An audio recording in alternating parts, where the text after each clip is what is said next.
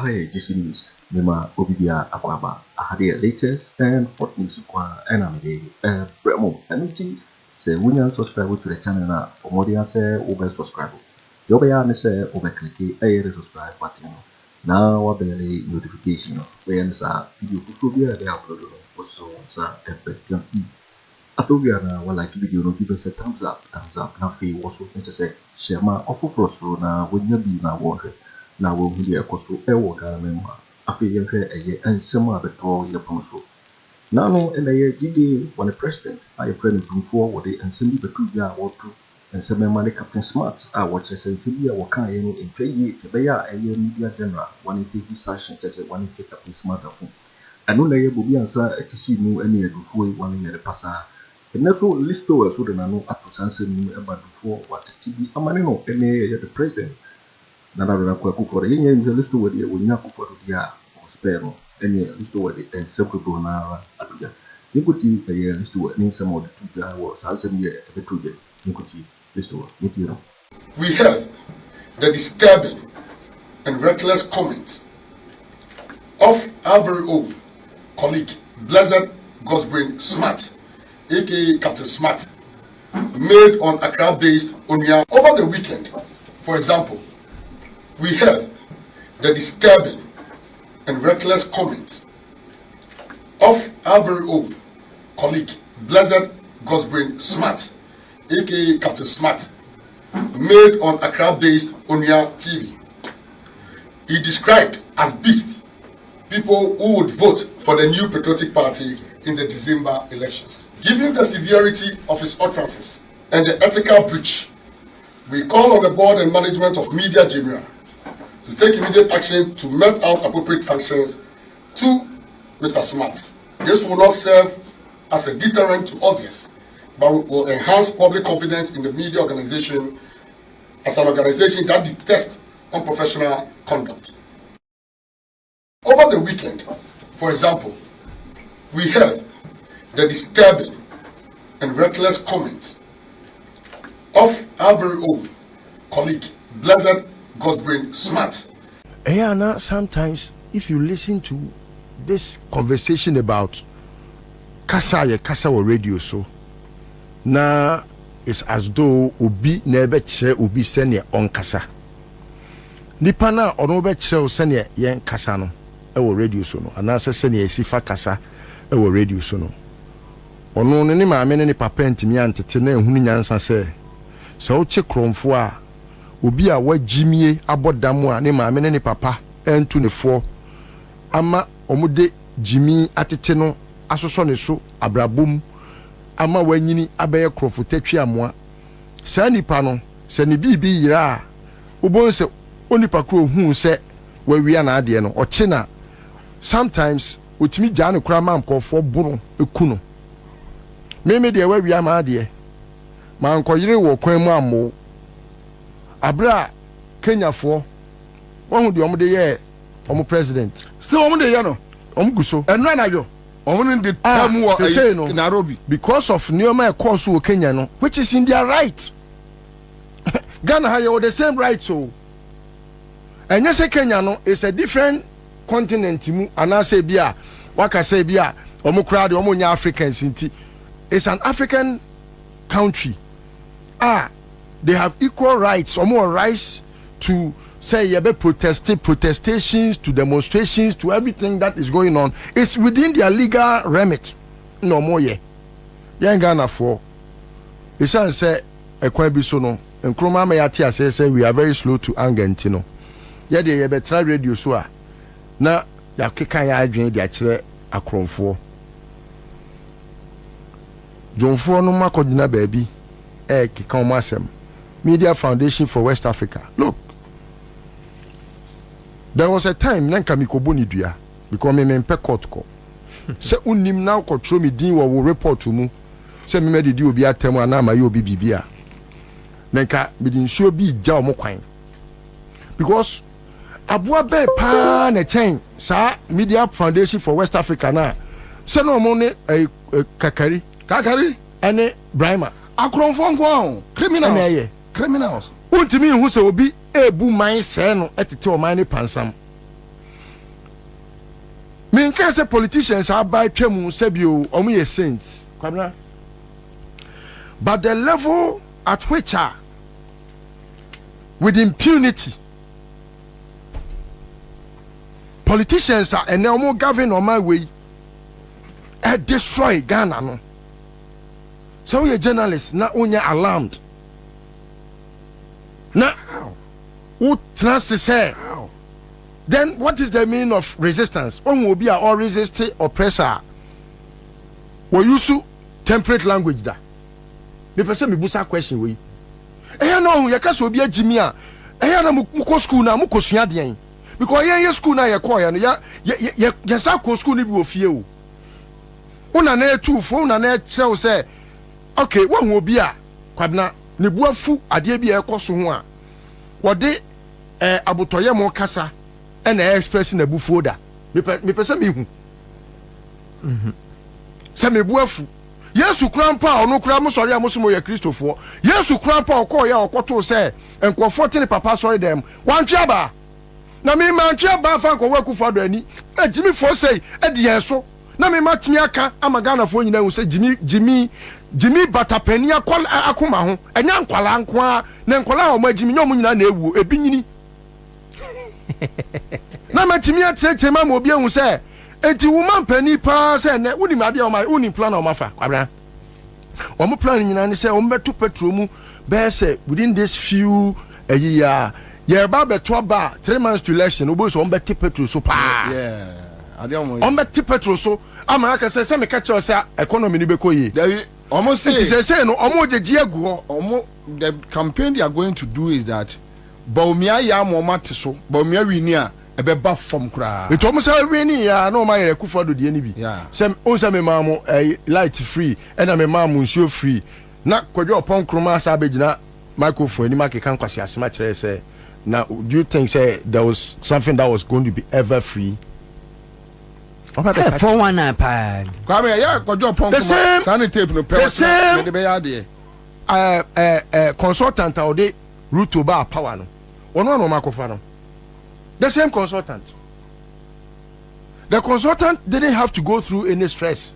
So also what drink because it is just almost as though a transition from Uhuru Kenyatta to Ruto is going to be like a transition from Akufo Addo to Bawumia. And you know, the same notes na odiamo omo follow. Now, what's my main can't check Akufo Addo so a crown for. Timi sorry no pa na me tie radio a I was say radio no e te say the BBC 40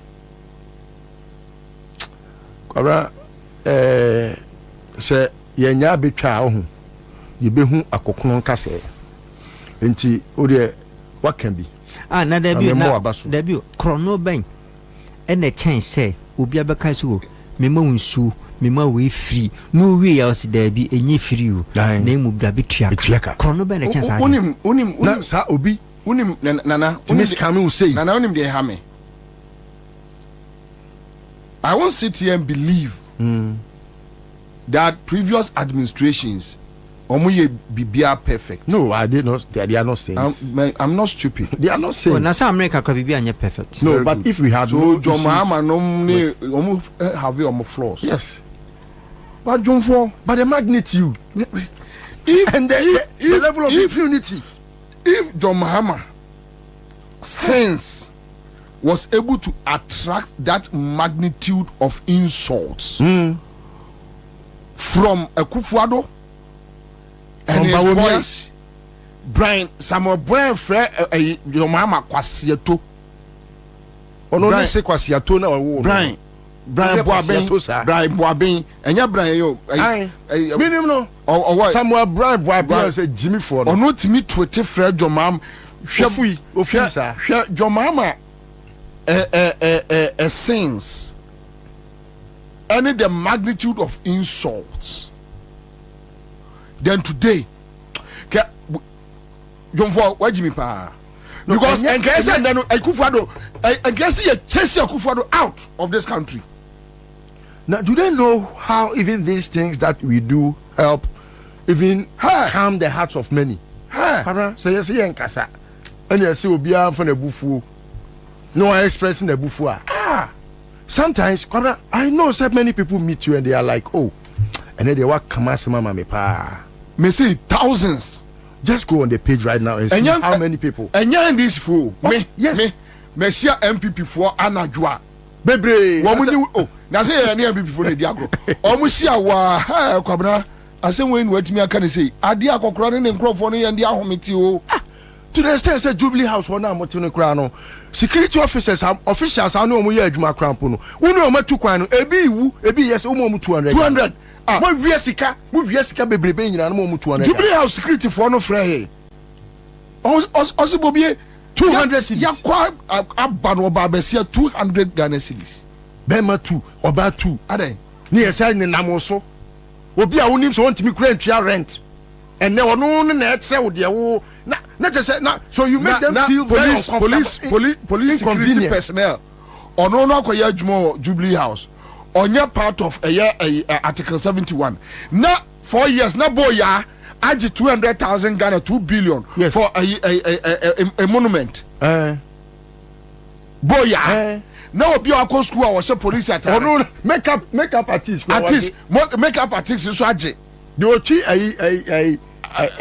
mami Frebo pare. Abrewa ba no e friend. Abrewa ba no. Now so, wait, this is how very decorous we could be. We are just being very, very restrained. Nanka kodi enkwala nyina ke be keka kire omo. Emma panifo a enkwala nketenkete yamba mo mabo bra na mate omo na mo nya mo funyam. Emma panifo me wafo. Look, you don't respect me that I'm a Ghanaian.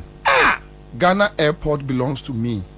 You brought somebody there for the person, a foreigner, not even a Ghanaian. Yamfa said no Gucci. And at the table could see the airport, Gigi's car. Jesus. Ghana, I don't mind. Oko fa foreigner say, O me bu me Ghana ni asantini kwasia. No first canonko. Inti me free baby ba me kromwa. Na ho jina airport busa say, o COVID na ni COVID.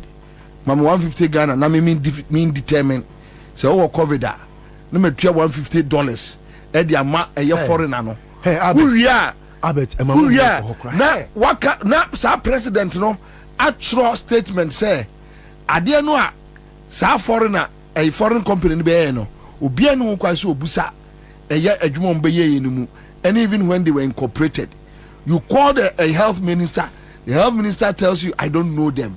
You call a foreign minister, the foreign minister tells you, I don't know them. You have a government compromising our security. A whole airport, that a foreign company is working at the airport, and the Ghana government, they took almost $38 million away. Ghana got a patron of $6 million. They were able to announce to us, unashamed, you are telling me I shouldn't tell this president you are a stupid man. Benedict na Mokofa ne betina on. He is wanted in Nigeria, he is wanted in UK. Where is he not wanted? Like I've always mentioned, he is someone that I know personally. Yareba Nansia, Adena Ghana Health Services, or Manco Frontier for say, Omuna America Yarikrono. Some say Arabiaba. Yeah, dunk or something. I almost say Arabiaba. Malaria. Akufo Addo dam yare aba won ko fa frontier force o mo mahwehwem the yenis wo dia ko no Gucci aboa ne mo eti wo dwumfo abet na minim sa abet wa jimi sa wo minim sa wa jimi sa da adana meni usia no wo program na say on say me catch us forget about him. No, because me all this while what do you mean? I was of the belief I was of the belief say obeye that fair-minded journalist maybe, because me said the name no me I've only heard about a couple of things about him and how meaning no some multimedia no but when say I take time to investigate a lot of other things. Obi your mind edi wouldn't anybody ya dey we are ombuhwe junti junfo ti kroma wonim say I mean just imagine say president president Foba hotel mpo masa eni bre ba kroma nanya kitwa just imagine say Rollins ba Kwaku akọ say Rollins Akoto jacuzzi there be wakọ achiri Rollins ede oman chopper Ghana Force chopper akọ chere generator how to fly a jet enua keke no ade akọ ba asset no afinish sia duasa woche on senketenkete se kusie no wone ayi afrade say Elizabeth ohene no ma de omo ya omo okroma then all of a sudden we have a certain president eya ne ba those days are gone bidwa maminwe ne ba jankoma just woke up one day drove to a creative arts industry office took over the office oni appointment letter be pemene obia ni wa all creative arts wa onim salary a jankoma eje obia nim na allowances fuwa obu kasa Owusu a friend say creative arts industry on website to run her own business. This girl only any contract from the presidency as appointment, but a sign contract on behalf of Ghana and France. Hi. Wow. Omuni many brave workroom. Ha! Then you turn around and you tell me Obi mpume, and you turn around and tell me give the person respect. Sometimes they usurp powers that they don't have. You see, so they think say we are GJA president. When you go and take your money, GJA president. When you go and take your money and jump the license to fool about. This is the time I was in Elizabeth Ohene sign for him and Ohene. That's the time also Oka Saji Macplan or Catcher Rollinson. This is the time also Okasa. Jim Macpala. Yeah, that one is okay. Yeah, it's okay with them. No, South I know a spokesperson to the president. And I'm a one day. Baby pa that could be one day. Obia sending me Adia, you say Media Foundation for West Africa for say Mima could do Obia. Me send ya the name ni pakon say only pakon on sending a number mama. Then call this aqua Jimmy for the number Bremia. Then go betty insult I say pa no on a voice note. No, only pano oh dear. She said Obia to me I gonna say make of a foreign company. Nasa me de ne ba me mana ba be fa o man ya gudie nyina na mama mo $500 million. Hey. Say who say we ton no. Hey, ana wo twa wo. Say obi ya to ababa obi na ba ni tirim say. Na say me ko fa for Japade. Me nya Japade document. Na me ko fa foreign company ya mi akọ special purpose vehicle. Ni famra. No mo no mama tu ni nyina nko de ma o man na gudie nyina de be nyina $500 million. And na me no ka say kwamna gold ye 2 Ghana ha nyina na I to know. Ye 2 gold e Ghana ha 5%. Hey. Na da bi o me busa o. Sa gold for oil na no mo kan. Bawumia nua oti he ya. Mentiasia. Ni shop we is legon. Bobie. O gold. O gold. On smuggle gold ni nyina ko. O si wo hia oil. Ni nua. What stops you? Say we go no baton. Na waji usika. Na won so akwa negotiate na ya to trade. Abajimi bre. Because you na nam person abajimi bre. Ono ode ntene. Wa munya se mfa kan na mo. Ase beni. Ekwaje adepa no. Listo, can you do me? And also the gold do me a favor. Honorable, can you do me a favor? My production crew, can you do me a favor? And Master Alaji Agungu, if you can do me a favor, any management, me person me jai program na me sorry call for me. Kwabra, you just less. No, assembly be me team wa hwa na maka. Me person me sorry na me top programs me go. Don't for your kwasia papa, you say. We can. They say no, kwa kasa na ya no ya kwa no ka de enka. Yamfa and once na do. Enko emre yekru enkotwe adwo. Obi die boni pa say. Once na boni na wodi no. Odi boni ni say mimbu na me di boni. Se so bia kan no tumo. Mimbu no bi tem enyansanfu e. Sa pa no so he. Enyansanfu ebu he. Me enka ni pass. Ebo pa de. You're waiting for waiting and somewhere Listo and Tuja yes somewhere GJA president means some of the betuga here one of the cocoa say my Captain Smart. Now I don't know ye Bobie so then I look to na we so na Listo was so at the some to also what to be at the money GJA president. Make I was jisim so and now we no say we also subscribe ya. Modi say we best subscribe. Now what like it. Now feel so what share video no say ma of first so na we dey be na one here. Also bet me actually what you have and so we now our comment boxing. Obete interview in my next video. Thanks for watching. Like and share the video. You can also drop your comment. Please don't forget to subscribe. Click on the bell to turn on the notification.